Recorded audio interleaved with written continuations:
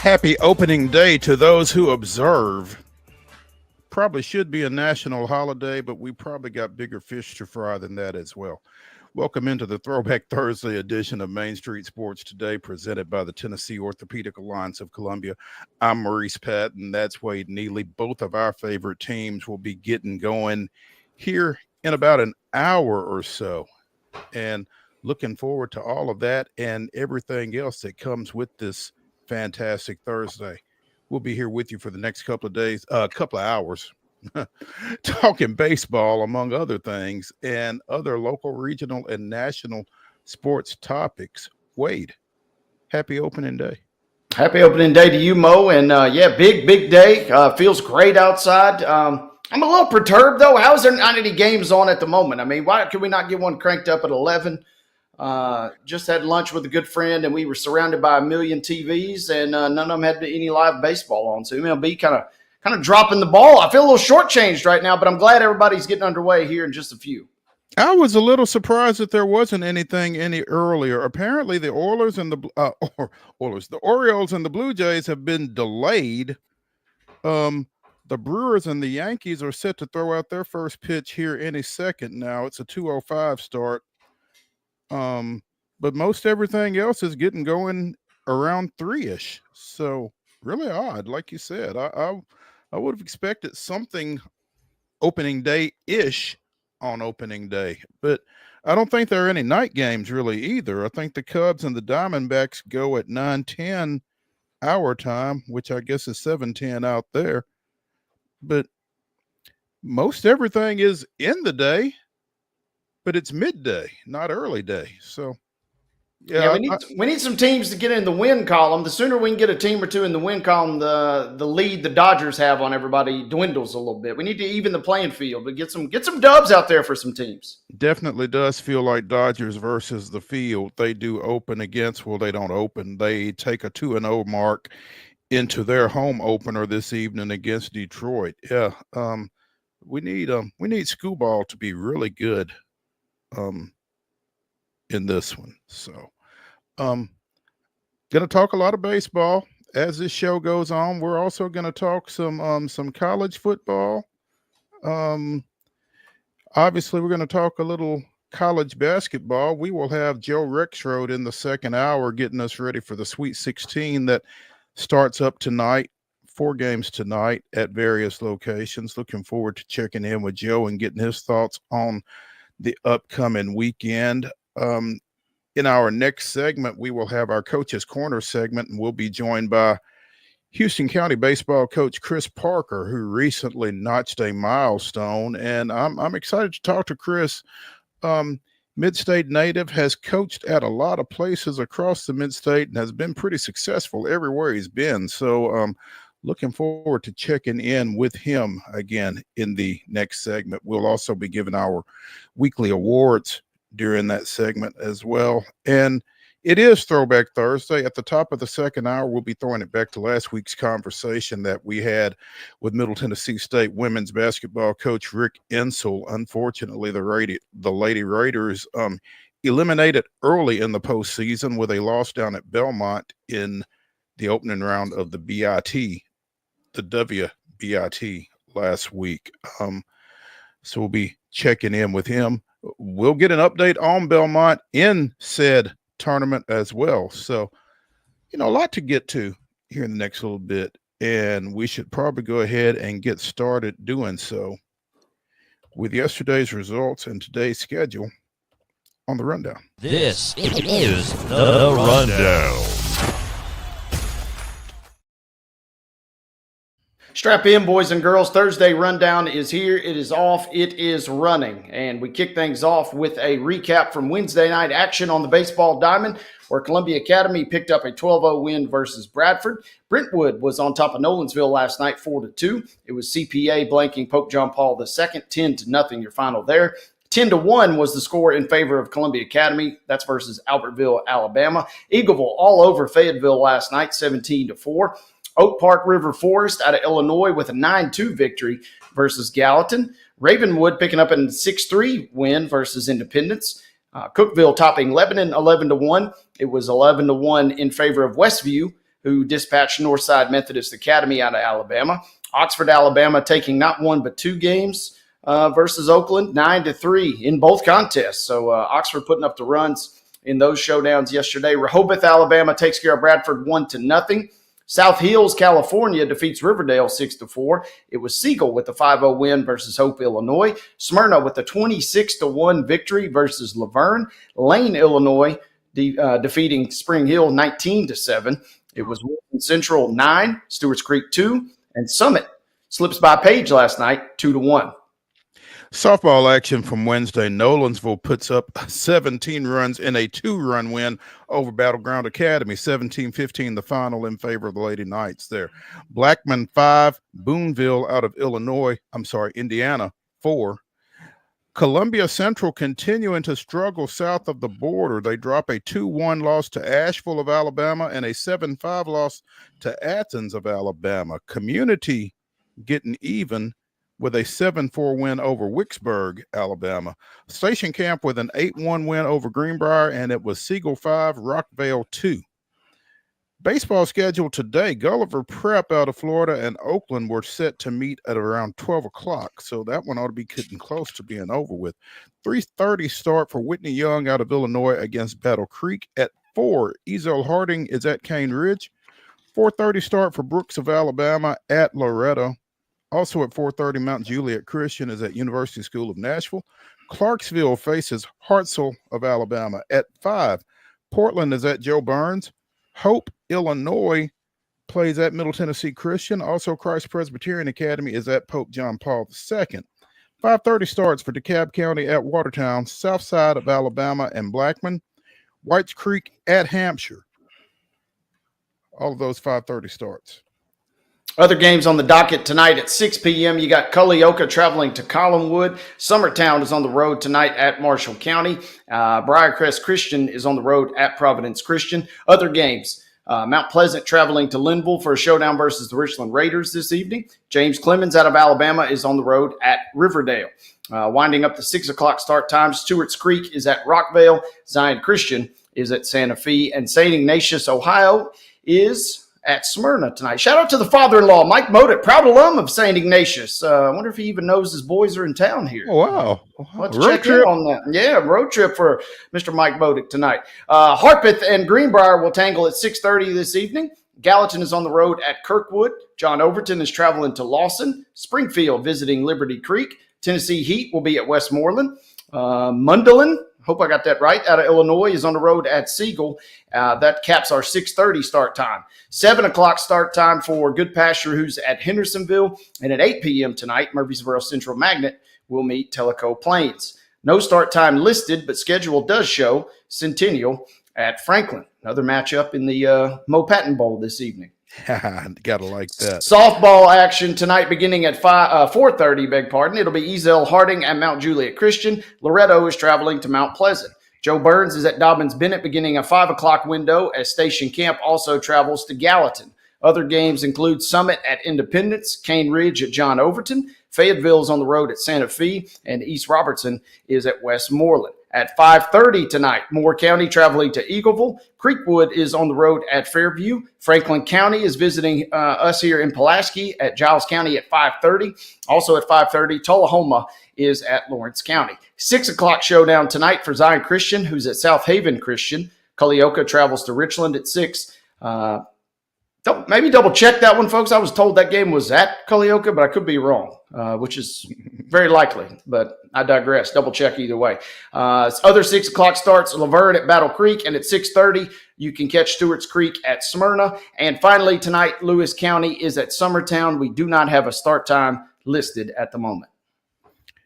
We have soccer action this evening. On the pitch, Providence Christian travels to Murfreesboro Central. That's a 5 o'clock first touch there. At 6, Independence Academy, not Independence High School, is at Stewart's Creek. Also at 6, Lawson travels to University School of Nashville. 6:30, Spring Hill hosting Warren County. At 7, Richland is at Battle Creek.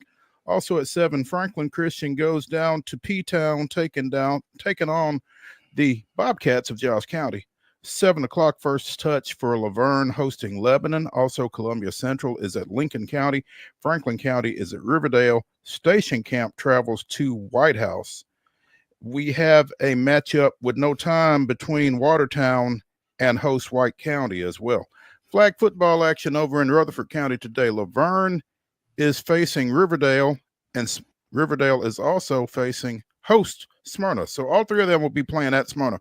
We don't have a time, unfortunately.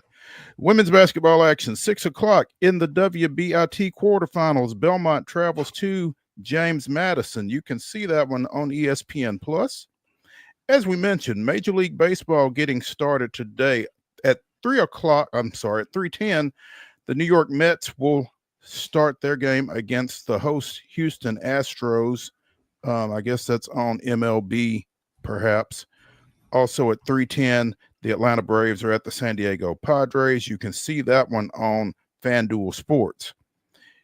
On the ice, the St. Louis Blues are coming to Bridgestone Arena, taking on the Nashville Predators. It is Jelly Roll bobblehead night, and you can see that one on FanDuel Sports. Again, that's a 7 o'clock puck drop. In the NBA, the Memphis Grizzlies travel to Oklahoma City, taking on the Thunder. That's also a 7 o'clock tip-off. You can see that one on FanDuel Sports as well. Ladies and gentlemen, that is your rundown.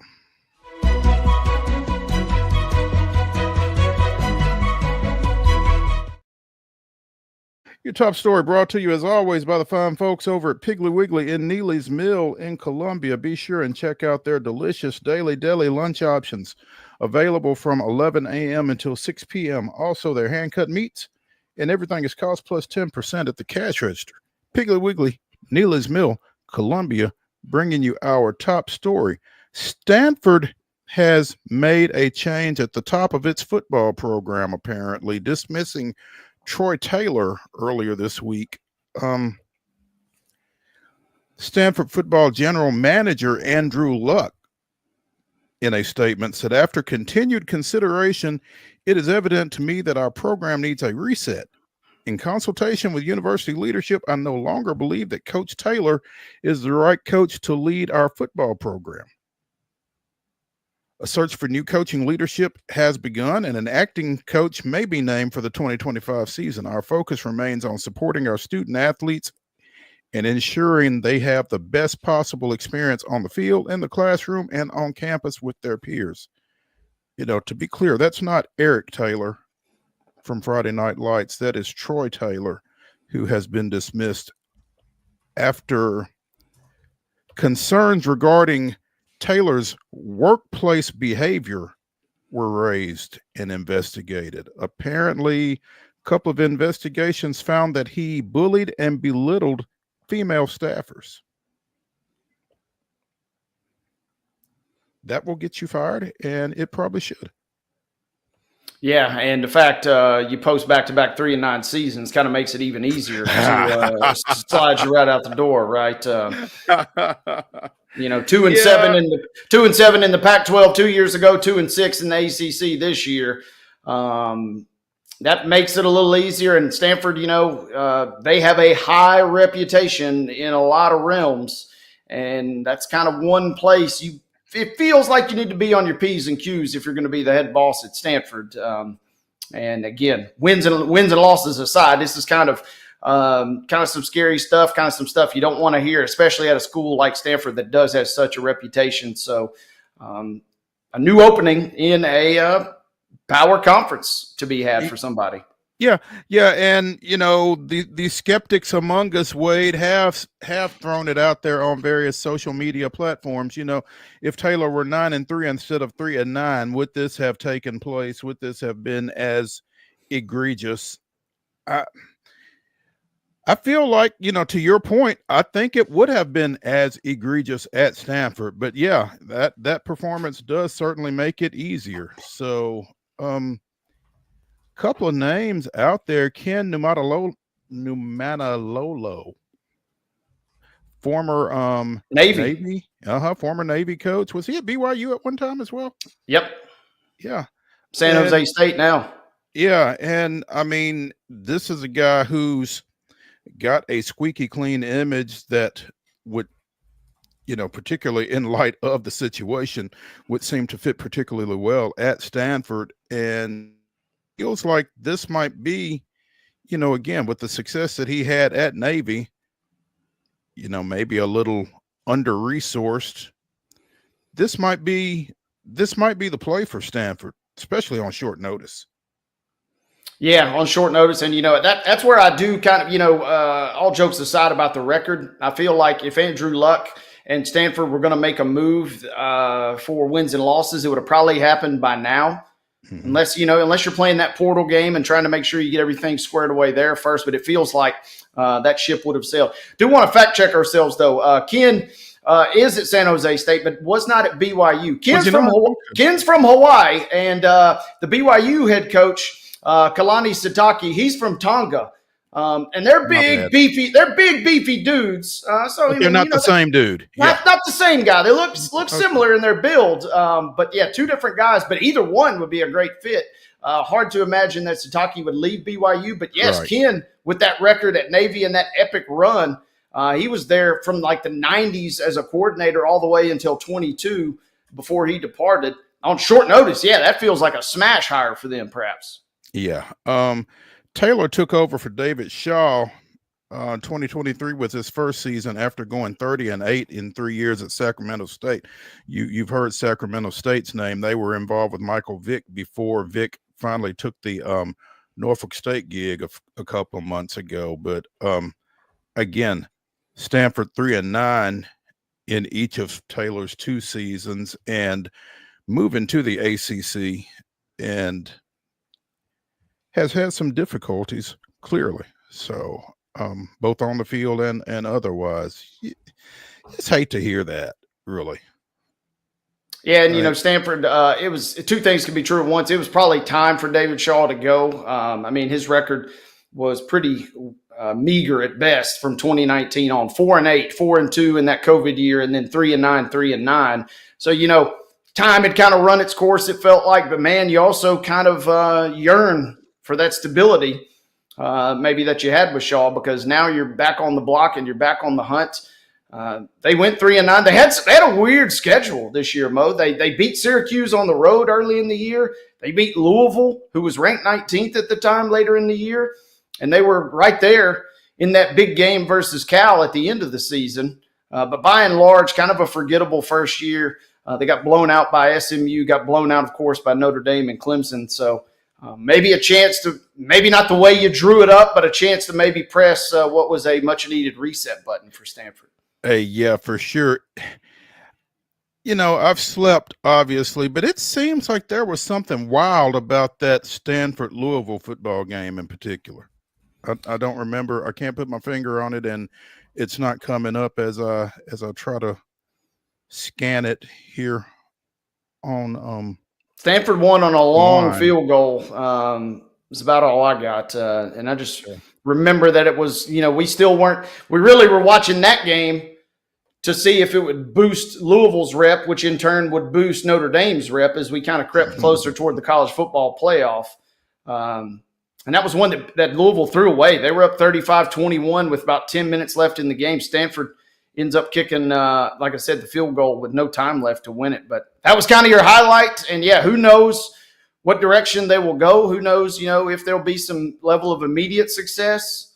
But it feels kind of like, obviously don't want to shortchange or undersell what, could have taken place on campus there. But it feels like they also were already in need of a reset button. Yeah. They and SMU obviously both going into the Atlantic Coast Conference this past year, and SMU playing for the conference championship, and Stanford not nearly as successful. So I would imagine they feel a little pressure, or felt a little pressure anyway, to try to, prove themselves worthy of the ACC. And then this, like you said, kind of gives them an opportunity to push the reset button and kind of go in a different direction. It'll be interesting to see what they wind up doing with that. Let's take a break here on Main Street Sports Today, presented by the Tennessee Orthopedic Alliance of Columbia. When we return, we'll be joined by Houston County baseball coach Chris Parker. Stick around.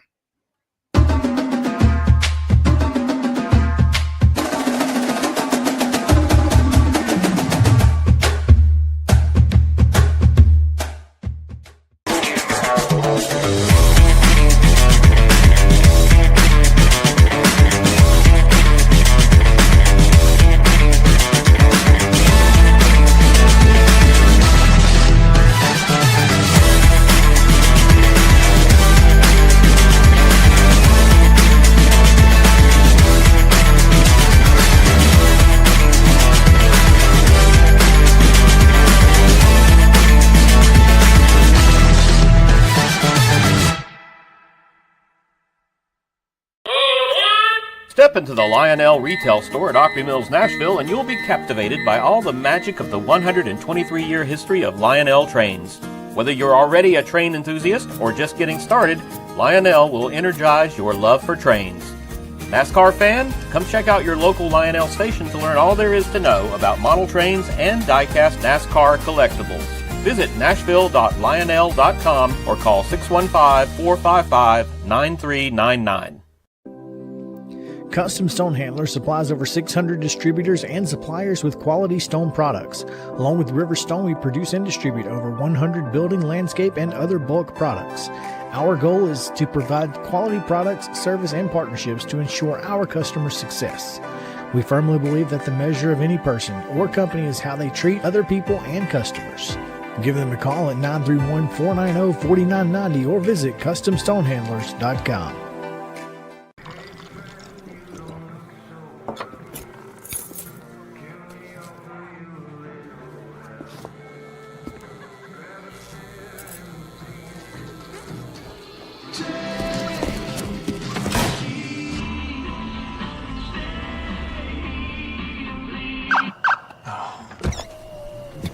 You're seeing the signs too, right?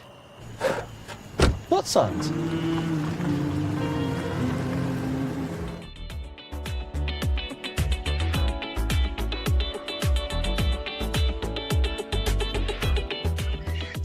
It is Throwback Thursday here on Main Street Sports Today, presented by the Tennessee Orthopedic Alliance of Columbia. That's Wade Neely. I'm Maurice Patton. At the top of the second hour, we'll be throwing it back to a recent conversation about a week ago that we had with Middle Tennessee State women's basketball coach Rick INSELL. Looking forward to listening to that again. Right now, it's time for Coach's Corner here on Main Street Sports Today, and we're pleased to bring in longtime Middle Tennessee high school baseball coach Chris Parker, now in his first season up at Houston County. Coach Parker, thanks for taking some time with us, man. Yes, sir. Well, thank you for having me. No question, man. Hey, congratulations are in order. Thank you. Reached a milestone last week with your 400th career victory. Yes, sir. Just that, I mean, those don't grow on trees, man. Just talk about what goes into one sticking around long enough to get to 400.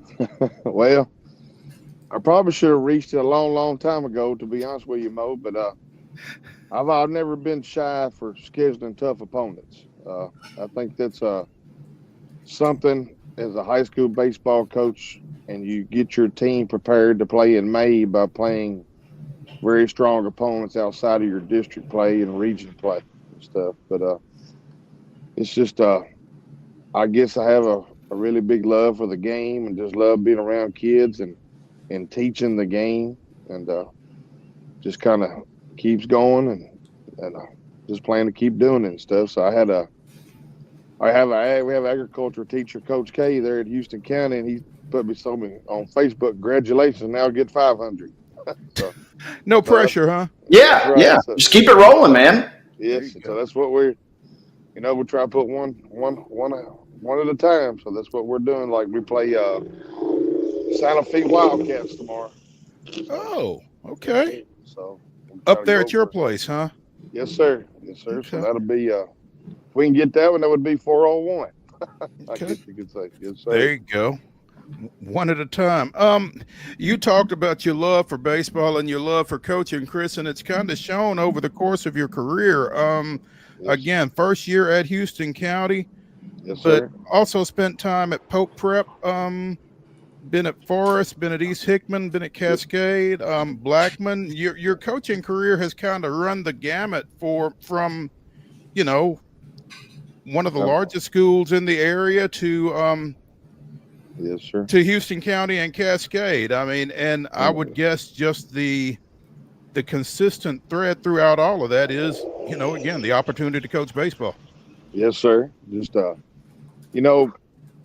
as coaches, life changes and opportunities present themselves, and that's what I've kind of done. My life has changed, personally off the field, and I've went some different places. Then I've had some opportunities to go places, I leave Cascade and go to Blackman and run that program for a while. Then I was at East Hickman, took a job at East Hickman to be, close to my home in Dixon, and I had a newborn son. But the opportunity came calling to go to Pope John Paul, and then you run its course, and your son gets a little bit older, and you're commuting so much, and you want to spend more time with your family and stuff. So, kind of gone back to the country, probably where I belong, and back in coaching in Houston County. So. Coach, I got to ask you, you're in Houston County. You got the Irish sweatshirt on. Yes, sir. Did you participate in the 63rd annual St. Patrick's Day celebration? And I've never been to that thing. Can you put into words how big of a deal that thing is up there in Houston County? Well, it's a pretty big deal. You can hear the kids start whispering about it in class and stuff. And we get out 2 weeks for spring break every year, and that event happens one of those weeks every year, and it's a really big deal for the community. Really, really cool thing. One of the first nights is kind of unfortunate. They had an accident, not an accident, but at one of the carnivals, some kids got stuck on one of those wheels that takes you way up high in the air. So actually, my team manager, Will Black, got stuck up in the air for like an hour. Somebody get him down at one of the carousels of that thing. But it's a big thing for the community, and everybody gets behind it and enjoys it. And it's something. This will be my course next year. Will be my second year, and I'm gonna tag along with it. And I'm going to have a St. Patrick's Day high school baseball tournament at our campus, and maybe some other local campuses the week of that festival and stuff to kind of tag along with it and bring in some of the very best small school baseball programs that I can, where we can all meet each other and play each other and have a good time. That was my question is, how do you parlay or maybe tap into that? And it seems like you've already got the wheels kind of in motion there. Yes, sir.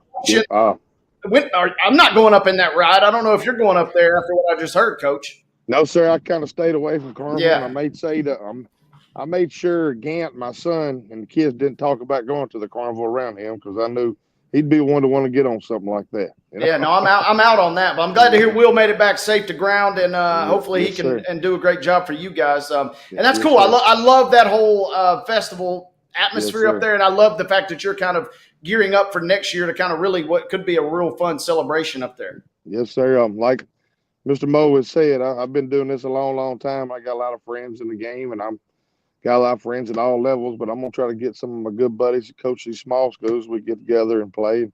Hello, Ron Robin, and tell everybody, what's going on down the road and stuff. So it's Houston County is really neat community. First time I had experience with it. I was coaching 6-year-old Dixie Youth All-Stars, helping coach the Dixie Youth team, and my son Gant was playing. And the guy that pitches, I don't know if y'all know this, but it's hard to pitch to little guys in coach pitch, especially if you've been throwing to, some of the state's best and your own high school team bat practice over all the years. And the guy that pitches, Coach Jackson, our girls basketball coach, actually, I was helping him coach the team. And his newborn son was being born. And so I had to pitch. And I got ready to take that first pitch to our leadoff hitter in Dixon. I looked back there, and there was a sea of green. And I was like, it was a little bit intimidating, to be honest with you. I was like, oh my goodness. I mean, you had like the parents, the grandparents, our aunts and uncles, just to really, they if we'd been a fight in the crowd, we'd have got beat, because we were really outnumbered. So it was and that kind of make, let light bulb go off and say, these people really love athletics and stuff. You go to a football game and everybody comes, and our basketball programs, Coach Jackson, Coach Litter do a great job, and everybody comes. Softball team, Coach Heather. It's just really, really neat, nice community, and a lot of love and joy and support for each another out there. Chris Parker, baseball coach at Houston County High School, joining us here on Coach's Corner on Main Street Sports today, presented by the Tennessee Orthopedic Alliance of Columbia. Chris, I want to get back to that coach pitch thing for just a second, because again, that's I can see where that would be intimidating, particularly given, your background and everything. And the last thing you want to do is not do that well. That's right. It's you got to get down there real low, and you kind of try to keep that ball on the hidden plane and throw that ball in there. And I did the very best I could. And but I had a few strikeouts that game. I will be honest with you, Mo. And fortunately, one of them was not number 29 with Parker on the back of his jersey. So there you go. Yeah. That velo can be a little a little of an issue there, I guess. Chris, Yes, you sir. mentioned you went from Cascade to Blackman.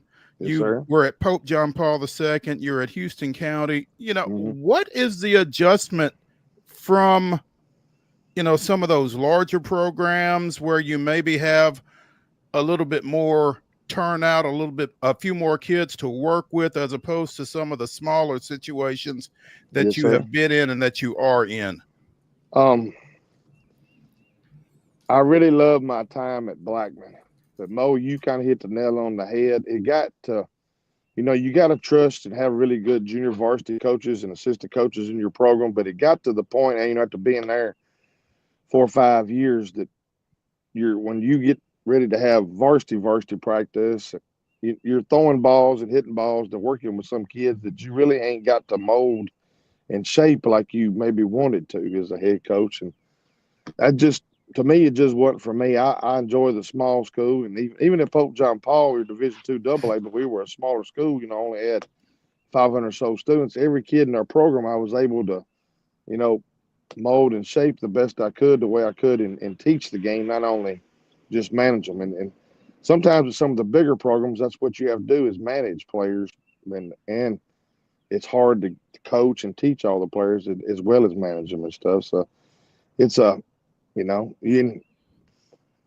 you gotta at some of the really smaller schools, you gotta try to, like any baseball program, but you really gotta find some kids that find a niche that can help your program. I got one senior, Alex Riley, and I got another junior, Zion Brown, and they're not the best outfitters, not the best hitters, but I'll tell you what, they are very, very fast, and every opportunity, JV baseball game and a varsity baseball game I give them, they're my courtesy runners. And it's gotten now where every time they touch the bag, they're in scoring position if they don't score. So it's just, doing things like that, finding niches for kids to help them and make them have a role for the team.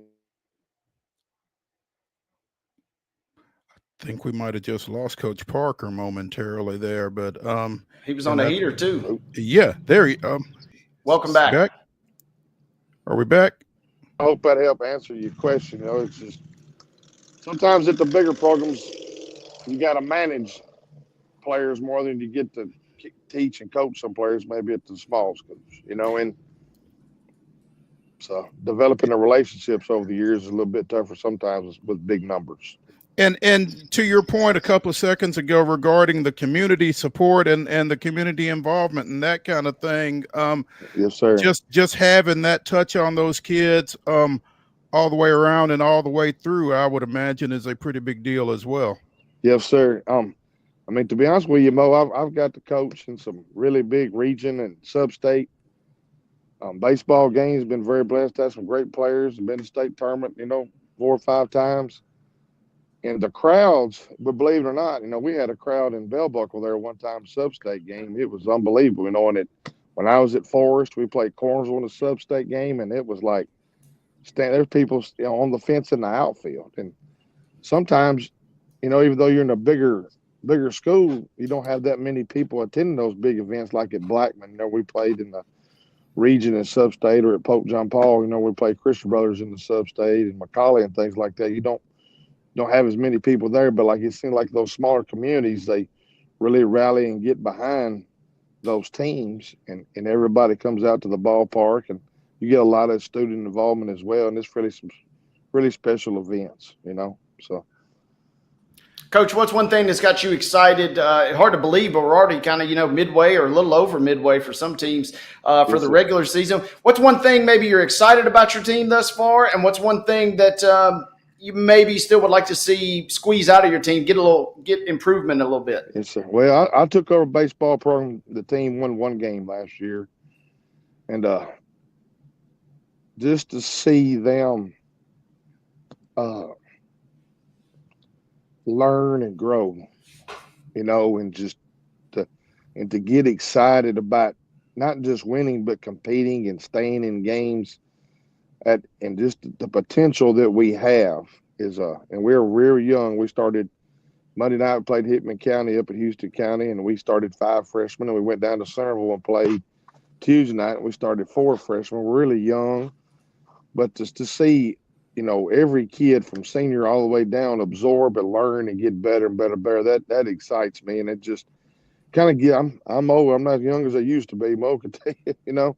I got a hair full of gray hair coaching these young men all this time, but just gives you the energy and gives you the spunk to go out there and get them and just keep teaching them and teaching them more. And I tell you what, we have it's kind of a little thing. These kids and Aaron, they ask questions all the time, and I just absolutely love it. And I've got where I'll say that's a good question. Every time they ask me a question about baseball during a game, practice, whatever, and some of them answer back, good answer. So it's kind of cool. It's kind of become a thing on the team, and it's really, really cool. So it kind of makes them want to ask questions and know they can ask questions. But if you're talking about improvement, I'm just an old high school baseball coach, man. We got to throw more strikes. We got to make the routine plays and put the ball in play. If this bunch that I got here can do that, I think they can do a lot of special things in Houston County baseball history here, this year and beyond. If they'll, if we can throw a few more strikes, and make all those routine plays and just put the ball in play. I'm not asking for anything spectacular or home runs at the plate or nothing like that. I think we can do a lot of good things. Chris Parker, first-year baseball coach at Houston County, joining us here on Coach's Corner on Main Street Sports today, presented by TOA of Columbia. Chris, you say you got Santa Fe coming up there tomorrow, is that right? Yes, sir, Santa Fe. Then we roll into district play next week. We got the big McKenzie Rebels. We'll be playing them. Yes, sir. Got some tough ones coming ahead. Yes, sir. Good luck with that one. We really appreciate you taking some time with us and look forward to catching up with you. Go out and get that 401 and that 500. There's a lot more out there, obviously, and folks counting on you. Well, I appreciate it. Yes, sir. Thank you, Mo, and I appreciate y'all having me on. Y'all have a great Coach. Day. Yes, sir. Thank you. You too. Bye-bye. Before we close out this segment here, need to give out some of our weekly hardware. We will start with our Custom Stone Handlers In to Win Life Team of the Week. Besides the military, there is no greater team building experience than sports. Custom Stone Handlers invites you to get in the game. Our Custom Stone Handlers In to Win Life Team of the Week is the Culleoka Lady Warriors. They picked up a couple of victories last week, defeating both Spring Hill and Battle Creek. Defeated Fayetteville and Spring Hill. Defeated Fayetteville 12-5 and Spring Hill 5-1. They opened the season with a win over Battle Creek, but last week they went 2-0 again with a win at Fayetteville and a win at home against Spring Hill, part of a 4-0 start for the Lady Warriors. So congratulations to them, our Custom Stone Handlers In to Win Life Team of the Week. Our TOA of Columbia Athlete of the Week, meanwhile, is Eli Stevens, junior pitcher from Hampshire, who had 13 strikeouts in a 15-0 win over Frank Hughes last week with just one hit allowed, and in 2 games at the plate went 3 for 6 with a pair of doubles and 5 ribs, leading Hampshire to a pair of victories there. So Hampshire junior Eli Stevens is our Tennessee Orthopedic Alliance of Columbia Athlete of the Week. Congratulations to him. And again, congratulations to the Culleoka softball team, our Custom Stone Handlers In to Win Life Team of the Week. Let's take a break here on Throwback Thursday on Main Street Sports Today, presented by TOA of Columbia. When we come back, it'll be time for some Major League Baseball talk, starting with the return of this day in Braves history. Stick around.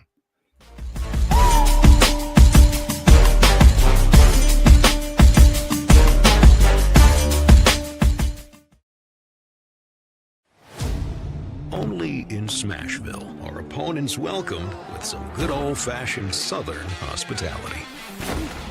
We'll give you a hand, cheer you on. Hey, we'll even leave a light on.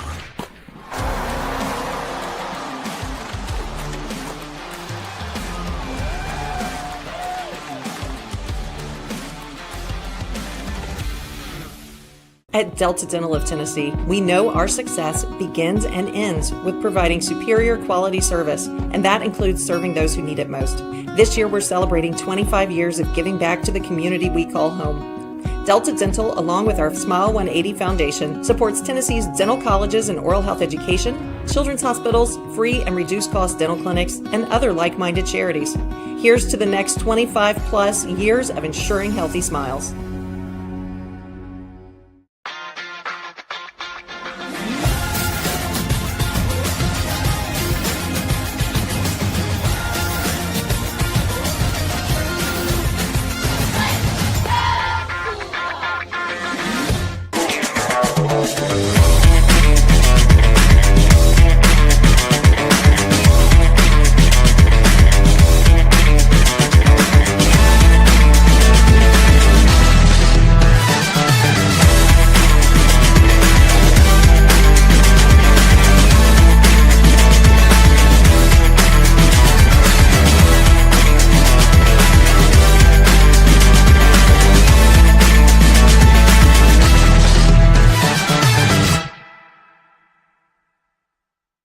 A game without a crowd is just a scrimmage. A performance without an audience is just a rehearsal. Without your presence, high school sports and the performing arts aren't possible. Ensure that these essential extracurricular activities continue to enrich the lives of students in Tennessee. Purchase a ticket to your local high school's game or performance. This message presented by the TSSAA.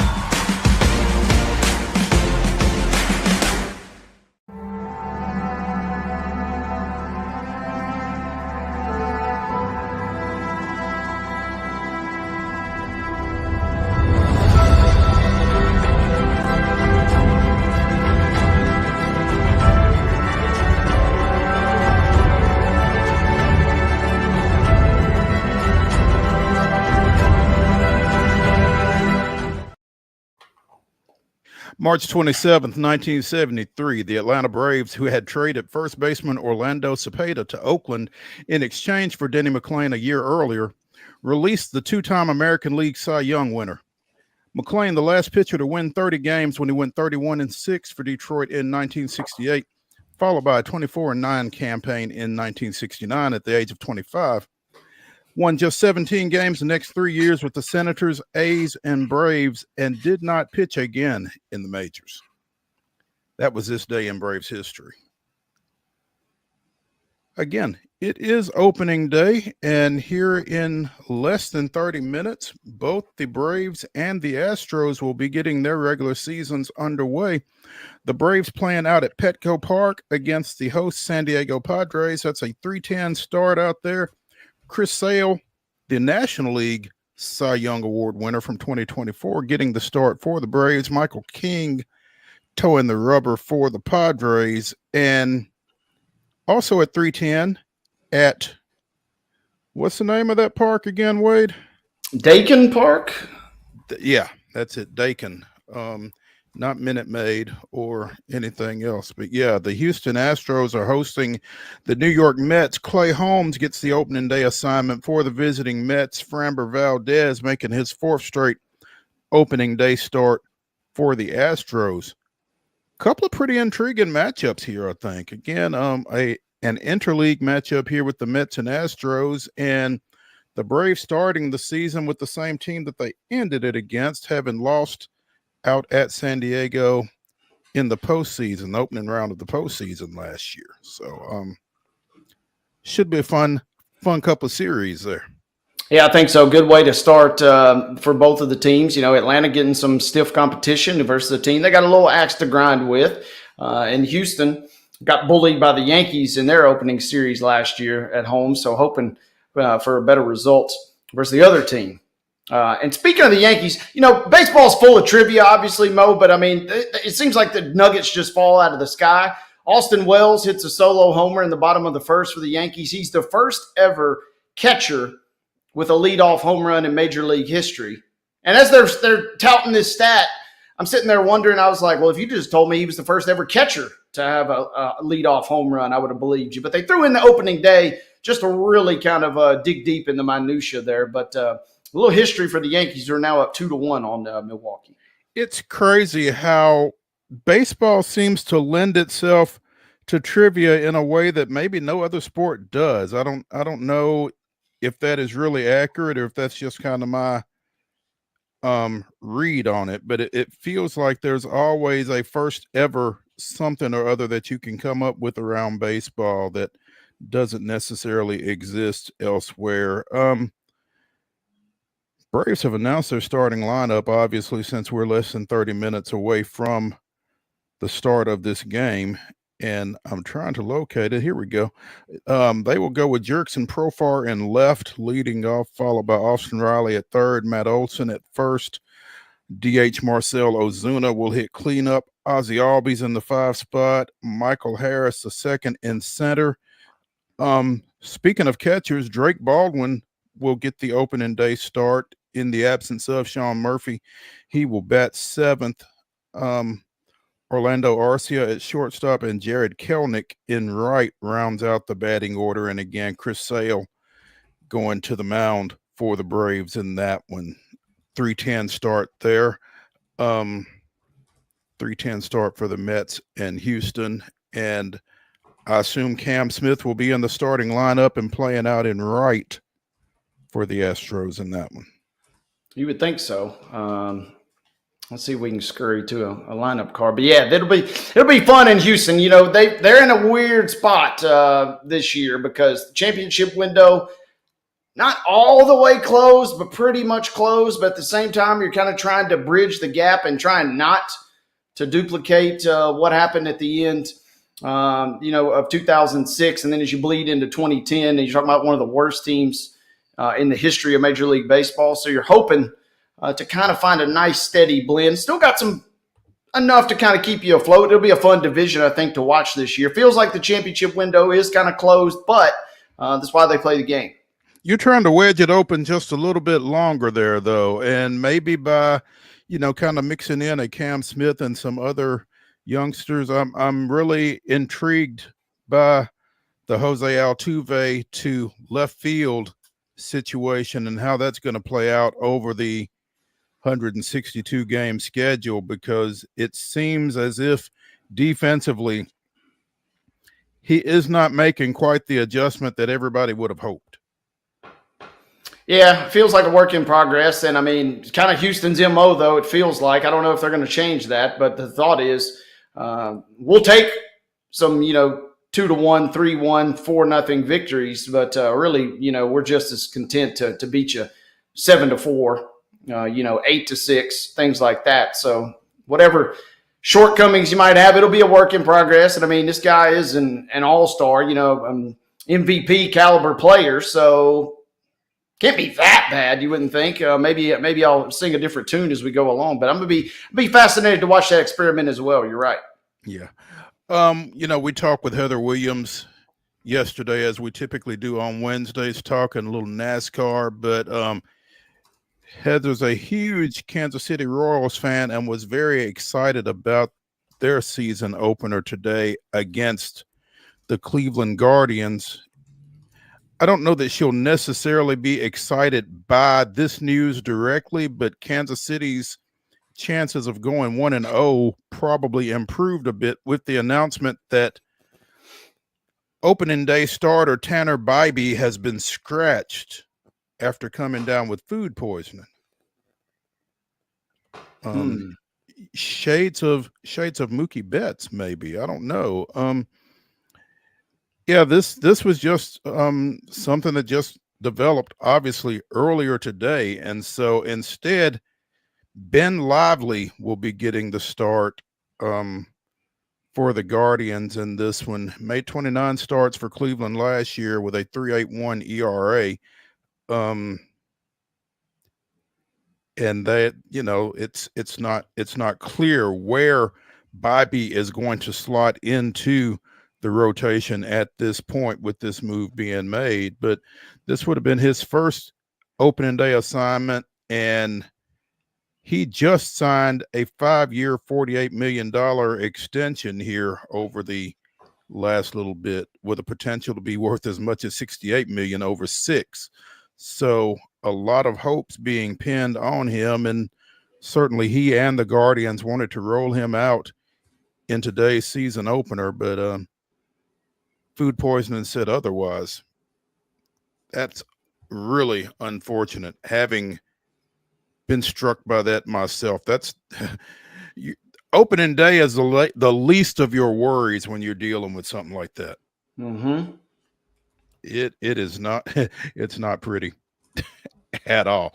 Cole Reagans will be getting the start for Kansas City in that matchup later today. But again, the Royals coming off of their postseason appearance last year with Bobby Witt and the bunch that they've got going there, certainly would like to get things off to a great start here against the Guardians. And again, probably got a little bit of a bump with Bobby not going to the bump.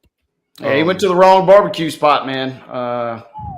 Nobody said you had to try the burn-ins. I mean, he just nobody forced you to do that, Tanner. Know what you know and go with what you know before opening day. Don't need to get frisky now. That would be the only thing worse maybe than having food poisoning is having food poisoning and being in a hotel. I mean, you don't even have the familiarity and the comfort of being at home. You're on the road dealing with that. That's oh goodness. We talked a little bit about Houston Wade, and obviously one of the big moves of the offseason was them moving Alex Bregman to Boston, where he didn't necessarily have a position to play because Boston already had a third baseman, as that third baseman was asserting. Rafael Devers was telling him, I'm playing third. I don't care who you bring in here. Rafael Devers officially named Red Sox DH after drama over third base following Alex Bregman's signing. Bregman's going to play third. Devers has not played third at all this spring. You can say one thing, but you ain't got the pen you ain't got the magic marker in your hand, right? Apparently you don't, and apparently Alex Cora does and isn't afraid to use it. So, the lineup that the Red Sox roll out against Texas here in about 10 minutes, we'll have Devers at DH, Alex Bregman at third, and young Christian Campbell, who was figuring to be the odd man out if, as everything we were hearing over the offseason, Bregman went to second and Devers went to third. Campbell would have kind of been the odd guy out again, but Campbell is going to be at second, his best position, and Devers is going to hit DH. Eventually came around to the DH plan. Yeah, right. Okay. You're going to learn today, right? Apparently that was the case. It's like he still gets he's slotted in the 2 hole, so at least he still gets to bat second. Maybe that appeases him a little bit. Well, I mean, he gets to hit. That's, I think, and it feels like that's kind of the best thing for all concerned, because he probably had one of the top error totals at third base in the majors this past year. Maybe just hide his glove. So we'll see how it progresses as the season progresses, but he's certainly hitting at DH today in the opener against the host Rangers. And speaking of the Rangers, they are having a Vandy Boy reunion out in Texas, as both Jack Leiter and Kumar Rocker are set to be in the Rangers rotation, at least to open the season. That's pretty wild. You got 2 guys off the same college baseball team that are going to start back to back in the majors. I think the talent on both is obvious, and they've earned the right to be out here. Rangers GM Chris Young said earlier this week. Both taken in the first round by Texas. Rocker, after re-entering the draft after the Mets took him in the first round, and then had some injury concerns with him. And Rocker did, in fact, undergo Tommy John surgery back in 2023, but clearly has bounced back from all of that. And again, those guys will be starting at the back end of the rotation. I don't guess either of them will be going. Well, Leiter is going Friday against Boston. Rocker will start Monday at Cincinnati. So congrats to both of them. And that's as if Vanderbilt needed any more recruiting fodder. Mm-hmm. I'm sure that'll get played up pretty big. Who else has got 2 major league starters on the same team? Meanwhile, another somewhat local connection for Texas, Evan Carter, who really starred in Texas's postseason run to the World Series championship back in 2023, was hampered by back issues this past year, and he's going to start the season at AAA. Kind of struggled through spring training this year. 9 doubles in Texas's 17 postseason games, reached in all 17 of those games. As the Rangers again won the 2023 World Series, but he just needs some reps. He's missed a lot of time. Swing's not dialed in right now. We've got full confidence he's going to get going, and when he does, he's going to be right back here, Chris Young said regarding the former Elizabethton High School standout. So a lot of local ties in Texas. Local ties in Texas. A lot of kids for a lot of local guys for Blaine Keller to cheer for. But good luck today with Crochet towing the rubber for the Red Sox with his new digs there. That's right. The former UT star moving over the offseason a lot as well. So yeah, should be a good one, something to keep an eye on. We'll have to check in with Blaine as that one goes, see what his thoughts are. Let's take a break here on Main Street Sports Today as we wind up hour number 1 of Throwback Thursday. When we come back, we'll be throwing it back to our recent conversation with Middle Tennessee State women's basketball coach Rick INSELL. Stick around for that.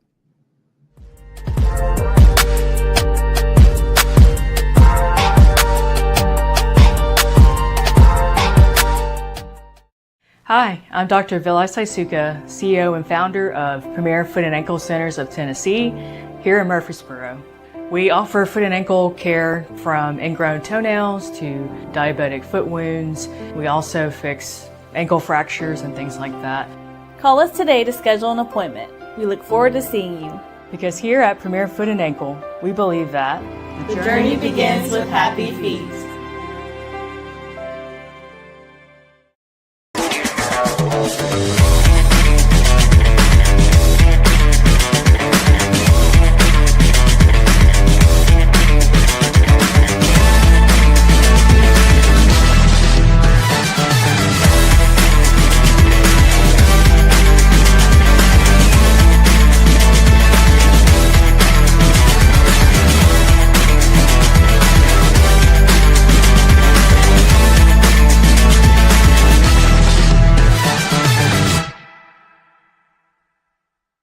Jones & Lang Sporting Goods here in Columbia has been outfitting teams, officials, and anybody else from T-ball to college for 50 plus years. Be sure and check them out at 931-388-8060 or online at jonesandlang.com. Jones & Lang Sporting Goods, the look of a winner. Zion Christian Academy, zioneagles.org or 931-388-5731. You can schedule your appointment. Go tour their campus. It is beautiful over there, and you're definitely going to want to see it. Again, it's zioneagles.org. Give them a call, 931-388-5731, and schedule your tour today.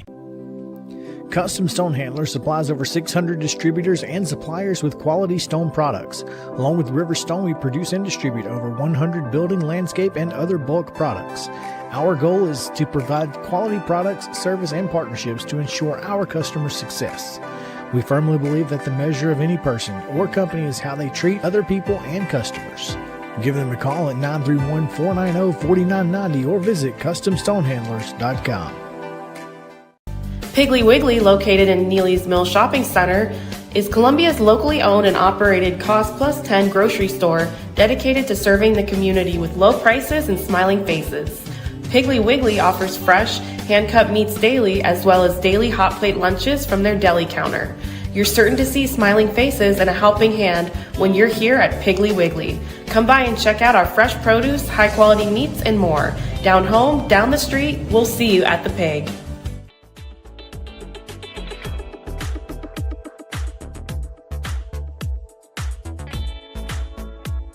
us is a guy who's no stranger to this floor, and no stranger to this floor even before it became his home court.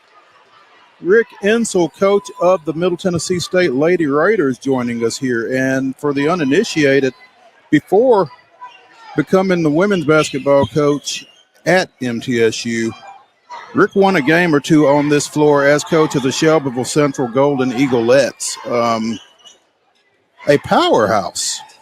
And I hesitate to say a Tennessee powerhouse, a national powerhouse during their heyday. Rick, thanks for joining us, man. We appreciate it. Always fun having you on. Love you, Maurice. I mean, you've been with me a long time, Shelbyville, then here. So, well, tough end to the season for you guys between the 53-48 loss down at Huntsville in the Conference USA Championship game on Saturday to Liberty, and the WBIT matchup with Belmont last night, a 64-51 defeat to end the season there against a team that kind of had y'all's number this year. That was the second time they gotten you. They got a good team, and Bart does a great job. They've got good players. They're very disciplined. They got great shooters. They're the type of team that they gave us problems because they had fives that could go out on the perimeter and shoot threes and shoot them well. And we had to bring our big kid out from underneath the basket. And when we did that, it kind of opened up the driving lanes. And it's just one of those matchups that was tough for us. But, it was a great game. If we had put the ball in the hole, we went, I think it's about 8 minutes there, we didn't score a basket.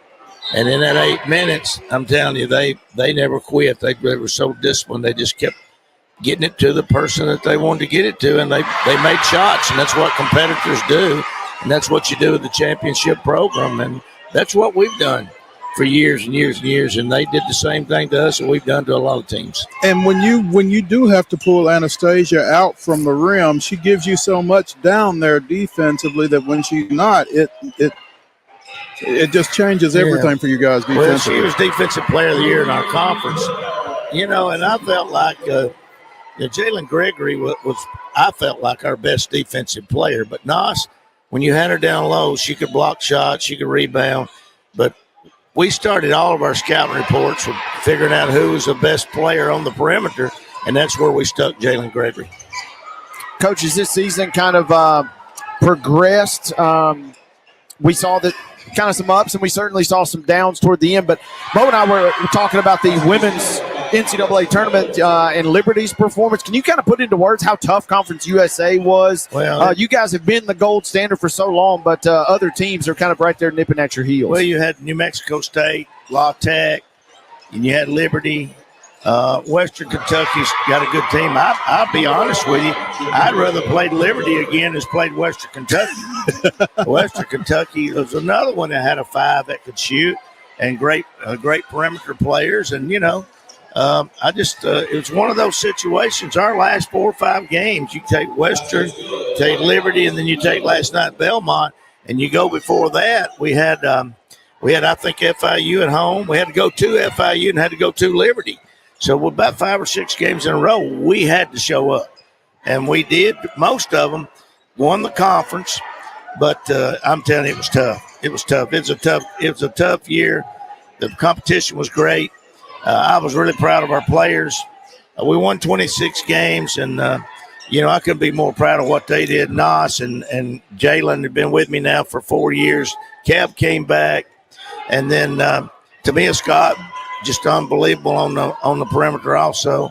So, I'm really happy with them. I wanted to win last night, and I wanted to be in the NCAA tournament. And that gets to be a little bummer when you're going to one of your goals is to get in the NCAA tournament. You get beat 4 or 5 points, knowing that if you hit a few more shots, you're there. Then you got to go play the WBIT. And in some cases, way back, Bobby Knight and some of those guys said, it's like kissing your sister. But you got to show up and play. And they did. We showed up, and Belmont showed up. It was a great game last night. Rick, you talk about it being a bummer when you miss out. I would imagine it's particularly a bummer when you get used to being there and it becomes the standard, like Wade said, you almost feel like it's where you're supposed to be. Well, you look at what happened today, Maurice. Liberty nearly beat Kentucky. And we've been the women's coach. I follow all the teams across. I felt like we could have beat Kentucky. I told people that I felt like Liberty could have beat Kentucky today, and Kentucky did a shot to go up 1 to win the game. So, and then Liberty was out with their best player, which was a Boone kid. She got hurt early, so they played them to 1 point without their best player. So that gives you a little bit. That tells you a little bit about our conference. Mm-hmm. Yeah, and that's kind of to Wade's point. You during your tenure here, you've kind of watched this conference come up, I guess. Well, we were in the Sun Belt, and we got to dominate it, and then we moved to Conference USA. I'm not going to say we dominated Conference USA, but we won a lot of games. Mm-hmm. And, it's a great conference. I think you got 31, 32 conferences, and the Conference USA right now is like 11th or 12th best conference in the country. So we're in the top third. And, that's a big plus. You recruit to that. Mm-hmm. You don't want to be the 26th conference or the 21st conference, So where we're at, we're saying, hey, and we recruit against the Power Fours. And one of the things we sell is Murphy Center, sell our crowd base. This community, you're 20 minutes south of Nashville. And then our academic side here is unbelievable. When we start breaking it down and getting into the academics, it's unbelievable what we can offer young ladies and young men that come here and want to get a great education. Rick, you mentioned Courtney Blakely, your senior point guard.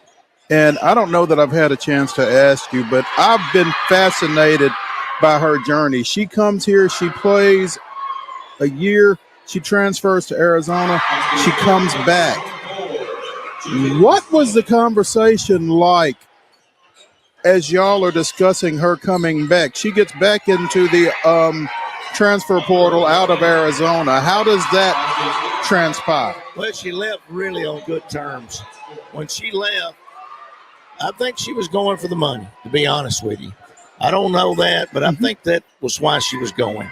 And maybe it was also that, hey, I'm going to get to play in the Power 4. At that time, it's Power 5. Mm-hmm. Well, she gets out there, and we were in the tournament with them last year in the Bahamas, and she was talking. She did more socializing with our kids than she did with their kids. Yeah. So when the portal came up this time last year, same time, her name showed up. And the next thing I know, Kim Bruton and Matt was coming to me saying, hey, Blakely would like to come back. She'd like to talk to us. I said, well, talk to her, figure it out, see what's going on. And, they did. And she came back. And, I won't say that the grass was greener, but I will say that what we said we would do, we do. I don't think what they said they would do that they did. So that was a situation. And she's been a model student. She's been a model student athlete. She comes to practice. She works hard. Goes into every game. Gives you a chance. She got her quickness is unbelievable. And her shooting got better by the end of the year. But if you go back and look at her record, she was one of the all-time leading scorers in the state of Indiana. Mm-hmm. So she's got a bright future ahead of her. It's interesting. I think Nick has a guy who left and came back as well. Does he not, or did he not? I think he might have entered the portal. Okay. And then came back. Came back out of the portal. Yeah. Okay. I was thinking there was somebody that went to UT Martin maybe and then came back. I'm not sure. But, yeah, I just think that's, admirable on everybody's part that, no bridges got burned or anything like that when she left. Well, one of the things that we pride ourselves on, and we're family. All my coaches have got kids. Kids are around all the time, as you well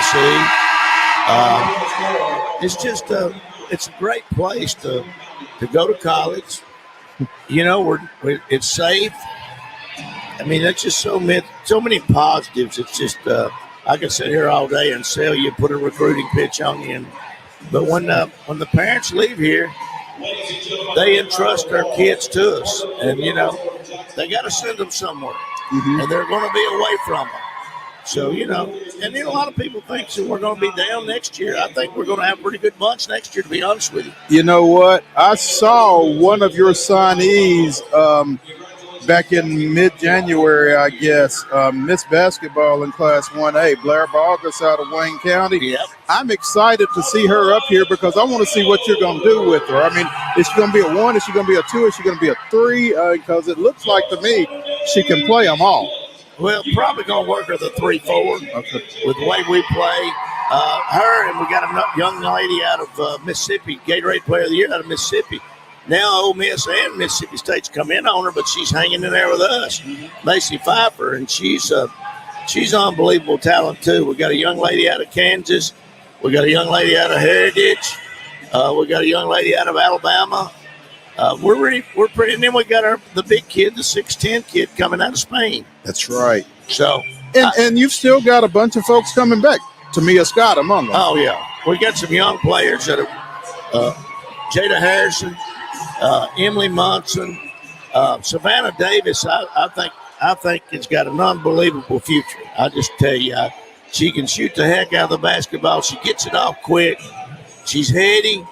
And she's got a little way to go defensively, but so is everybody else that's a freshman. We had to play her as a 4 this year. Now, she's not a 4. We didn't recruit her as a 4. We recruited her as a 1-2. So that tells you a little bit about her being a team player coming in. The only reason we beat Western is we brought her in. She hit like 4 or 5 shots. Coach, you just rattled off all of those impressive names that are getting ready to come in and players that are coming back. What does your off season, what will your next few weeks look like? Do you even give yourself time to relax, or are you just right back to it? Well, the NCAA requires you to give them off 2 weeks. Okay.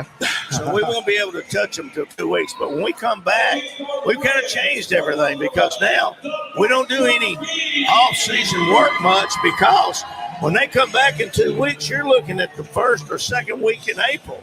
Well, they graduate in May, so when the end of April, which you got 1 week ready to work with them, the end of April, you got to give them that study time. That's required by our university. So what we do now is we'll let them work the strength and conditioning. We don't do a lot of skill work, and then when we come back the 1st of June, at that point we'll put the pedal to the metal. We'll give them the whole month of May off, and they're working on their own. Right. Many of them got their own trainers. They're back home, and they're working on their own. And when they come back in May, at that point, we got 4 hours a week with them that we've got. The strength conditioning's got 4 hours. We got 4 hours, so we'll put that to use. And during that time, they're working with camp. They're selling the program to the community at that point. So, the month of May is about it for them. The month of May for me is busy as I'll get out because I'm out raising money, going to conference meetings, and trying to take a few days of vacation with my grandkids. Which are important, obviously. No doubt. And that's why I wondered. I knew you were ultra fiery, ultra competitive, so I just wanted to at least make sure you take a little time for yourself there, Coach. I live for those. I got 13. And two of them just left me down there. You saw them in the office a minute ago, Maurice. But that's one of the reasons that I'm probably going to get out next year, be honest with you. And that way I can spend time going and watching them play. When you're working here and you're a head coach, you don't get any time off. And I want to be able to go see Clark, and I want to go see Parsons and Charlie, and Caroline's playing now at Cascade. And oh goodness, I got another young lady, Bryn, playing at Sparta. So, and then I got my grandson. I've told you about him at Cannon County. Football player. Yeah, he's football. Every time he touches the football, he runs a touchdown. So I'm real proud of all of them. That's awesome. Rick INSELL, the women's basketball coach here at Middle Tennessee State, gracious enough to join us here on Main Street Sports today, presented by the Tennessee Orthopedic Alliance of Columbia. I want to ask you, Rick, you're a coach. Do you have a bracket? No. Okay. No. Do you have a men's bracket? No. Okay. No, I don't. I follow all the teams in the women's bracket. and I'm going to the Final Four. Okay. I'm taking some of my good friends. John Floyd's going down. Greg Jones is going down with us. We're going to play golf. And Matt, Tom, and myself have paid for a suite. We're going to play golf during the day. We're going to eat with our wives. And then we're going to go watch the Final Four women's. And on Friday night and Sunday and come back home Sunday night. So there you go. Coach, you just mentioned his name. Give me your best Tom Hodges story. That's a guy that was, believe it or not, he was an instructor of mine when I was an undergrad student here. So I'm curious your take on the legendary Coach Hodges there. I'm going to tell you, he's unreal. He's very loyal. He's a family man. He's a Christian man. He's just an unbelievable person, and he's a good coach. I'm gonna interrupt you for a second because he may not be the best coach in his house. I'm gonna let you talk about that. Hillary's a good coach. I mean, she's proven that. Mm-hmm. But Tom and his family, they're an asset. Matt and his family, Kim and her family, Nina Davis, Courtney Whitson. I'm telling you, go into my office and you don't get to talk to my secretary because if you come into my office, as you well know, Maurice, all of them are out there talking to you. Yeah. And that our community is invested in those coaches, and they are invested in our community. And you've been to our Next Level Club luncheons. They're just they're just unbelievable supporters. Absolutely, and I think that's what kind of like you surmised a minute ago. That's really one of the selling points of this thing. I mean, it goes beyond you. It goes beyond the players and the staff. I mean, it is truly a program that I don't especially know at this level of school and in this kind of conference. I don't know that you find that really anywhere else. Well, last night at Belmont, it was 2-1 crowd-wise middle. I mean, I'm not shocked. Right. I really hated it for our supporters because – it never crossed my mind that they would be there. I knew they would be there. And for us not to get a win, I kind of feel sad. I really feel sad, not only for my coaching staff, my players, but also our supporters. Rick INSELL, Lady Raider basketball coach, joining us here on Main Street Sports today. Coach, as always, we appreciate it. Appreciate you. And enjoy whatever time off you do manage to get here over the next little bit. Well, I'm planning on playing a little golf Sunday if the weather presents weather itself. permitting. Yeah, there we go. But okay. That'll be a first. Well, that'll be a first. well, Unless Chris calls and I have to do something. Well, hit them straight. All right. All right. Hey, thank you, Coach. guys. Thank y'all.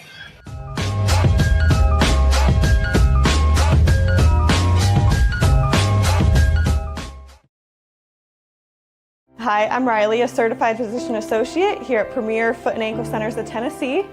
We have a couple locations, Murfreesboro, McMinnville, as well as Franklin. We treat people of all ages. We're excited to get you back on your feet and hope we can help you today. Call us today to schedule an appointment. We look forward to seeing you.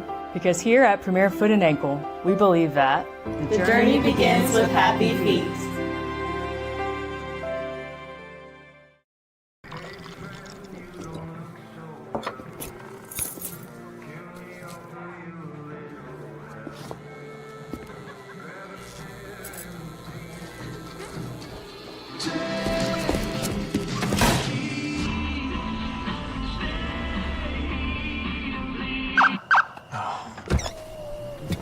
You're seeing the signs too, right? What signs? Jones & Lang Sporting Goods here in Columbia has been outfitting teams, officials, and anybody else from T-ball to college for 50-plus years. Be sure and check them out at 931-388-8060 or online at jonesandlang.com. Jones & Lang Sporting Goods, the look of a winner. Zion Christian Academy, zioneagles.org or 931-388-5731. You can schedule your appointment. Go tour their campus. It is beautiful over there, and you're definitely going to want to see it. Again, it's zioneagles.org. Give them a call, 931-388-5731, and schedule your tour today. Piggly Wiggly, located in Neely's Mill Shopping Center, is Columbia's locally owned and operated Cost Plus 10 grocery store dedicated to serving the community with low prices and smiling faces. Piggly Wiggly offers fresh, hand-cut meats daily as well as daily hot plate lunches from their deli counter. You're certain to see smiling faces and a helping hand when you're here at Piggly Wiggly. Come by and check out our fresh produce, high-quality meats, and more. Down home, down the street, we'll see you at the Pig.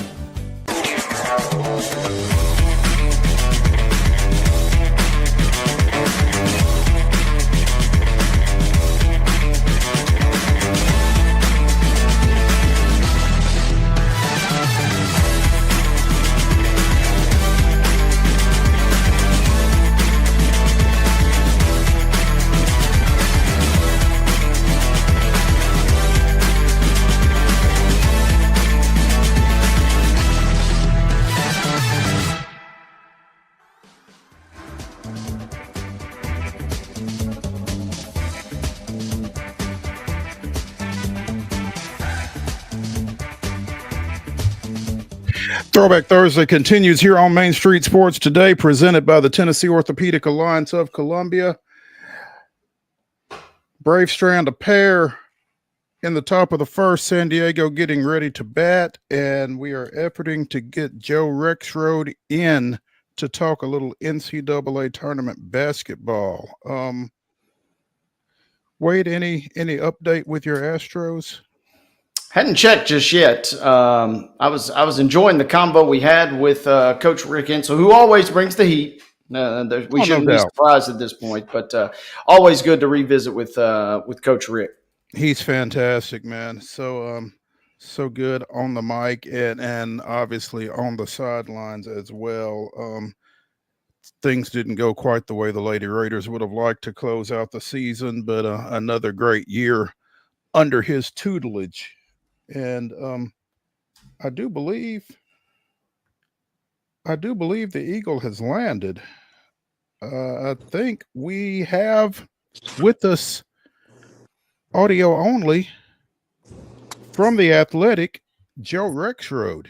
Mr. Rexrode, are you there? Yeah, can you guys hear me okay? We Yes, can, sir. absolutely, man. Thanks for taking some time with us on this Thursday afternoon.